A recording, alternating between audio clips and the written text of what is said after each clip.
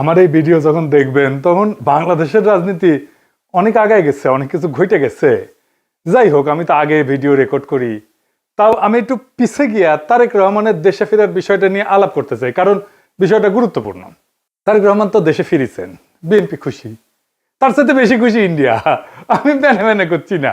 India today একটা বিশাল feature ছাপিছে, দেখেন কেন তারেক রহমানের দেশে ফিরা ইন্ডিয়ার জন্য খুশির খবর। তারাই লিখেছে, Khaleda Zia son in Bangladesh after 17 years.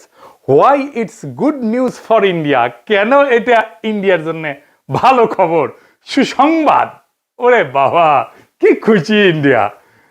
কিন্তু তারেক রহমানের দেশে ফিরে নিয়ে কি কি বার্তা আপনি পেলেন, সেইটা আমরা মোটামুটি তিনটা দিক থেকে বিচার করব। এক নাম্বার, উনি কেমনে ফিরলেন, উনার ফেরার ঘটনায় কে কি রোল প্লে করলো। দুই নাম্বার হইতেছে উনি কি বললেন, কেমনে বললেন। তিন নাম্বার হইতেছে উনার ফেরার ঘটনা নিয়ে গণমানুষের মধ্যে কি প্রতিক্রিয়া, এবং বাঙ্গু এলিট এস্টাবলিশমেন্ট এবং আওয়ামী লীগের মধ্যে কি প্রতিক্রিয়া। এই তিনটা দিক থেকে দেখলে আপনি বুঝতে পারবেন তারেক রহমানের দেশে ফেরাটা বাংলাদেশের জন্য কি মিন করে, এটার অর্থটা কি। তার আগে ওই পায়েসের উপরে যেমন কিসমিস থাকে না, উনকার দুটা কিসমিস দিয়ে দিই পায়েসের উপরে। না দেখে নি বিএনপি কইছে তারা 300 ফিটে যে বর্জ্য তৈরি করেছে তাও প্রসারণ করে, মার্শাল্লাহ। এই যে দেখেন, তারপরে ছবিও দিছে আগে এবং পরে, ওরে বাবা। তারপরে বিএনপির পাঁচাচাটা এডিটে পাঁচাচাটা কওয়া যাবি না, সে কি আপনি চান না আমি মুখ খারাপ করি। আচ্ছা তাইলে ধরি পাঁচাটা হয়েছে, তবে হোগা চাটাটা কিন্তু খারাপ না। যাই হোক, আপনি পছন্দ করলেন না, আপনার একটা কথা রাখা লাগে। তো পাও চাটার একটা ছবি দেবেন না, তাই বলে ভালো হয়েছে, ভালো হয়েছে না। তো জুতার সাইজ কলে ভালো, মাশাআল্লাহ, অনেকে সেট পারবি, জায়গা আছে অনেক সামনে ইনকা করে। তো তারেক রহমানের ইনকা একটা জুতা কিনে দিয়ে বিএনপি কইছে পরিষ্কার করিছে, আর 15 লোক কইতেছে আম্বা। ওরা ওই একই কথা। গণসংবর্ধনার পর 300 ফিট সড়কের বর্জ্য অপসারণ করলো ঢাকা উত্তর বিএনপি। তো আসেন না, বিএনপির ওটা তো ছবি দেখলেন, স্টিল ছবি, একটা ভিডিও দেখেন, বিএনপির কর্মীরা পরিষ্কার করছে, ভালো লাগবে না। দেখেন 26 তারিখ সকালে 300 ফিট এলাকায় গিয়ে দেখা যায় জমে থাকা ময়লার স্তূপ পরিষ্কার করছেন ঢাকা উত্তর সিটি কর্পোরেশনের পরিচ্ছন্নতা কর্মীরা। বিএনপির অফিসিয়াল পেজ থেকে দাবি করা হয়েছে ময়লা পরিষ্কার করছে, সমস্ত ময়লা পরিষ্কার করছে বিএনপি, কিন্তু আসলে না, কথাটি মিথ্যা। পুরো অংশের অধিকাংশ অর্থাৎ 90% বর্জ্য ময়লা পরিষ্কার করেছে ঢাকা উত্তর সিটি কর্পোরেশন। দেখেছেন কারা করিচ্ছে পরিষ্কার, 148 টন বর্জ্য পরিষ্কার করছে সিটি কর্পোরেশন। কেমন ধাপ্পা দেয় দেখেন। একটা জিনিস দেখবেন, আর একটা কিসমিস, পায়েসের উপরে কিসমিস, পায়েসের উপরে একটা কিসমিস দেওয়ার ছবি দেখার, এটা মিষ্টি দেখে এটা মনটা ভালো হবি। একটা জিনিস দেখেন, মিটিং শুরুর আগে স্টেজের সামনে বোতল ছুঁড়া T20 খেলিচ্ছে, দেখেছেন, কেউ থামাইতে পারতেছে না। পারলে নেতাদের মারে, বড় দল হয়ে করবে কি ওরা। নিজের দলে তো কোনো শৃঙ্খলা নাই, রাষ্ট্র চালাইবে, মিটিং সামলাইতে পারে না, তা আবার নিজের দলের মিটিং, তার নিজের দলের কর্মী তাদের। তো যাই হোক, আলোচনায় আসি। প্রথম পয়েন্ট, তারেক রহমান ফেরার ঘটনায় কে কি রোল প্লে করলো। তারেক রহমানের মূল সিকিউরিটি দিল কে, বলেন তো কে দিল। এটাই হইতেছে কে কি রোল প্লে করলো। এটা একটা বিশাল বার্তা আছে বলে। সেনাবাহিনী, কোন স্পেশাল ফোর্স না, র্যাব না, পুলিশ না, এসএসএফ না, পুরা দস্তর সেনাবাহিনী। এই জায়গাটা খেয়াল করবেন। স্বরাষ্ট্র মন্ত্রণালয়ের নিরাপত্তা ব্রিফিং আপনি পাবেন সব জায়গায়, কয়া হয়েছে এটা সিভিল ফোর্স করবে, কোথাও সেনাবাহিনী মোতায়েন করা হবে বলা হয়নি। এটার দায়িত্ব ছিল ডিএমপির। দেখেন ডিএমপির ব্রিফিং দেখেন, 2000 পুলিশ সদস্য মোতায়েন থাকার কথা ছিল। পুলিশ দেখেছেন অল্প কিছু দেখতে পারেন, দেখেন নাই, মূলত চারিদিকে ঝাঁকে ঝাঁকে আর্মি। দেখেন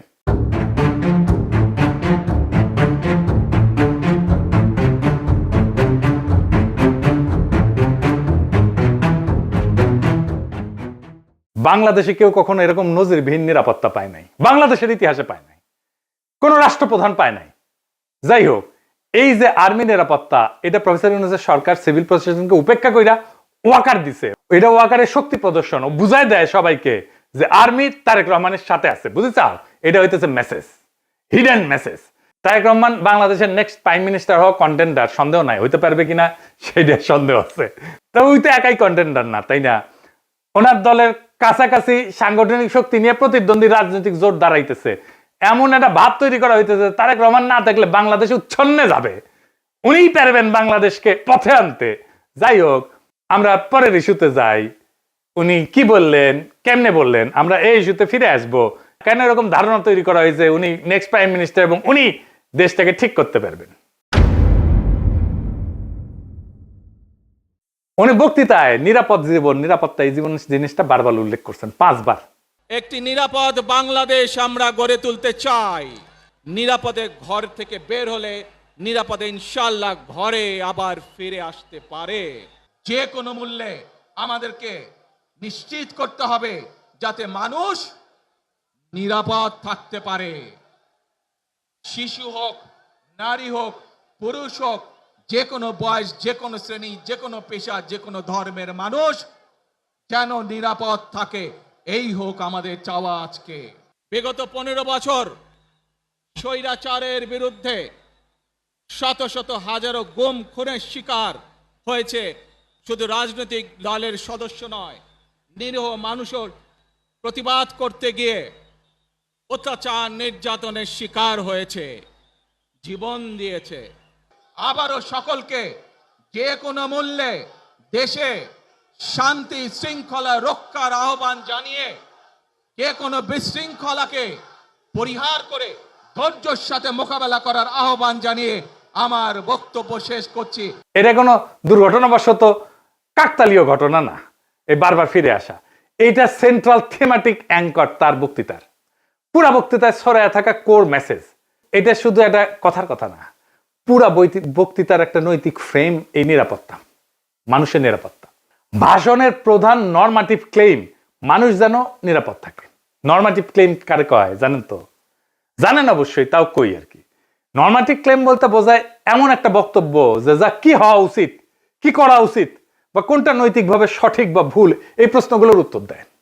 এটা কোনো বাস্তব বর্ণনা না, এটা মূল্যবোধ, নৈতিকতা এবং আদর্শ নিয়ে কথা বলে।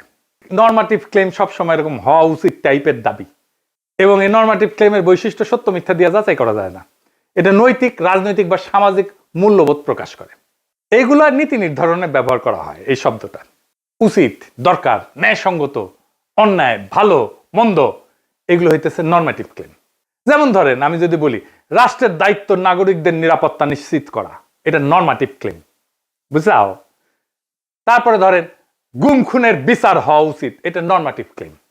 সব মানুষের সমান অধিকার থাকা দরকার, এটা নরমাটিভ ক্লেম। কি হওয়া উচিত এটা বলতেছে। আবার দেখেন, এই নিরাপত্তা ইস্যুটাই আওয়ামী লেসপেন্সার নবনীতা কথাটাকে দইরা পারলে তারেক রহমান জিন্দাবাদ দেওয়া সিক্কুর দেওয়া ওঠে। দেখে যাও এত আরাম পেয়েছে কেন এই কথায়, পার বাকশালীরা কেন ফাল পারিচ্ছে জানেন? পরে আসিচ্ছি, সব একসাথে নিয়ে এইটা যখন এপিসোড যখন শেষ করবো তখন এটার উত্তরটা পাবেন। এই নিরাপত্তা কথাটা কেন নবনীতার এত পছন্দ, আওয়ামী লীগের এত পছন্দ, সেটা একটু বুঝে দেখে আসেন। এই নিরাপত্তা কথাটাই নবনীতার নেত্রীরা বাঁচাবে, আওয়ামী পান্ডাদের বাঁচাবে। এই নিরাপত্তা কথাটাই আর্মির দুর্বৃত্ত জেনারেলদের বাঁচাবে। উনি গুমের কথা বলছেন, কিন্তু কে করছে, কারা করছে সেটা বলেন নাই। তাদের বিচারের কথা বলেন নাই, 2024-এর শহীদের কথা বলেন নাই, এমনকি আবু সাইদ মুগ্ধর কথা বলেন নাই। উনি নিরাপত্তা সবার উপরে রাখছেন, শহীদদের উপরে রাখছেন। উনি হাসিনাকে ফ্যাসিস্ট পর্যন্ত বলেন নাই, স্বৈরাচার বলছেন। বিগত 15 বছর স্বৈরাচারের বিরুদ্ধে শত শত হাজারো গুম খুনের শিকার হয়েছে শুধু রাজনৈতিক দলের সদস্য নয়, নিরীহ মানুষের প্রতিবাদ করতে গিয়ে অত্যাচার নির্যাতনের শিকার হয়েছে, জীবন দিয়েছে। আমাদের সমাজের প্রথম রাজনৈতিক কর্তব্যটা কি এখন? দুইটা জিনিস তো, একটা হাসিনার অপরাধের বিচার, হাসিনার প্রশাসনের অপরাধের বিচার, নাম্বার 2 রাষ্ট্রের সংস্কার, তাই তো? আর তো কিছু না। কিন্তু উনি দুইটার কোনোটাও টাচ করলেন না।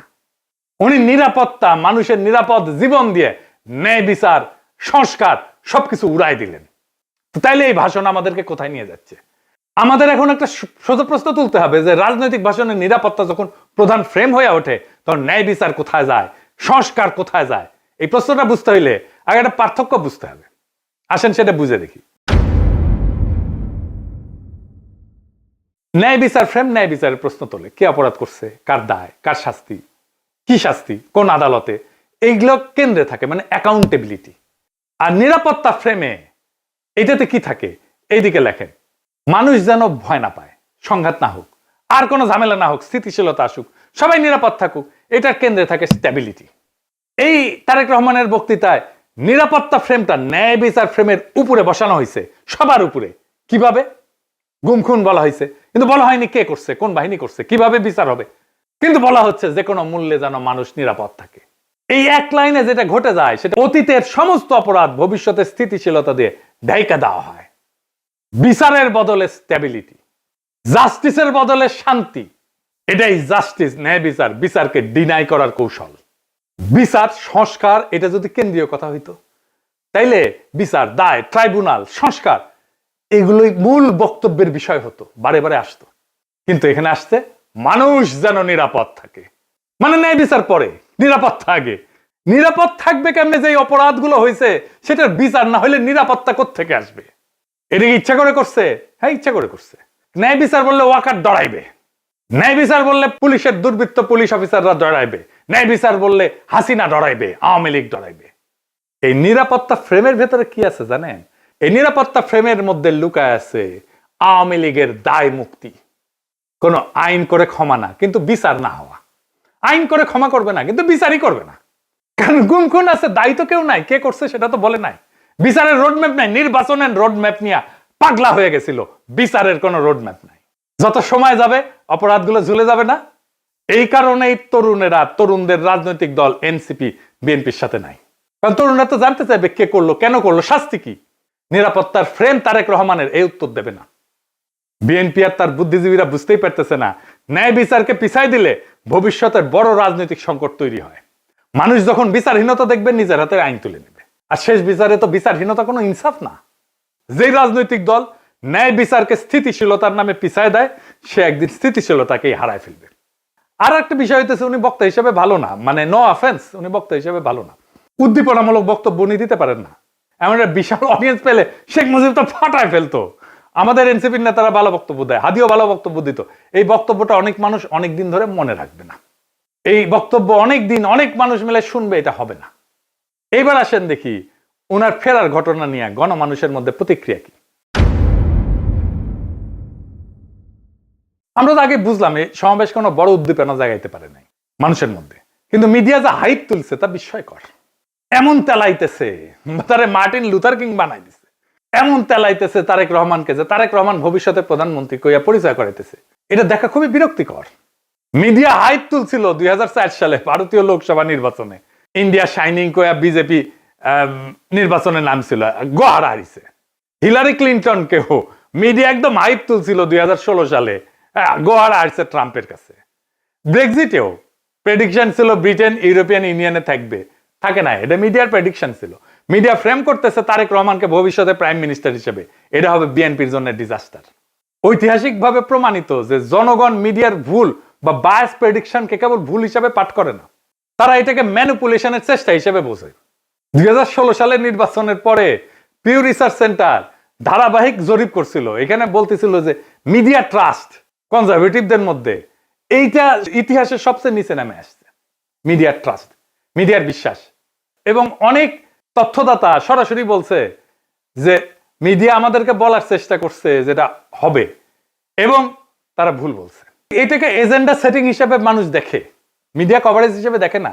ফুকুয়েটারে বলছিল যখন জ্ঞান বর্ণনা না করে মিডিয়া নির্দেশ দিতে চায় জনগণকে, তখন তা ক্ষমতায় রূপ নেয়। তারা তারেক রহমানের ক্ষমতা তৈরি করতেছে, মিডিয়া ক্ষমতা, ভার্চুয়াল ক্ষমতা তৈরি করতেছে।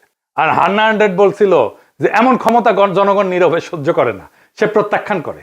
তাই বহু নির্বাচনে আমরা দেখি জনগণ ব্যালট ব্যবহার করে কেবল কোনো প্রার্থীর বিরুদ্ধে না, ভবিষ্যতে আগেই লিখে রাখা মিডিয়া ন্যারেটিভের বিরুদ্ধে প্রতিশোধ নেয়। বাংলাদেশের জনগণ এই যে তারেক রহমান আগামীর প্রধানমন্ত্রী, এই মিডিয়া ন্যারেটিভের বিরুদ্ধে প্রতিশোধ নেবে, লিখে রাখতে পারেন আজকের কথা। তারপরে ধরেন পাবলিকের যা হয়রানি হয়েছে দেখেন একটু। দেখেন কি পরিমাণ লোক এয়ারপোর্ট থেকে সবাই লাগেজ মাথায় করে কিন্তু বের হচ্ছে। দেখেন, আপনারা দেখলে অবাক হয়ে যাবেন যে শত শত না হাজার হাজার লোক আটকে পড়েছিল, যারা প্রবাস থেকে বাংলাদেশে আজকে আসছে বা কালকে রাত্রে যারা আসছে বের হয়ে যেতে পারছে, আজকে যারা আসছে সহজে কিন্তু সকালবেলা বের হতে পারে নাই। এখন তারেক রহমান সাহেব বের হয়ে গেছে, সবাইকে বের হওয়ার ব্যবস্থা করছে এবং সবাই বের হয়ে যাচ্ছে। আর একটা হয়রানি দেখেন পাবলিক কি করছে।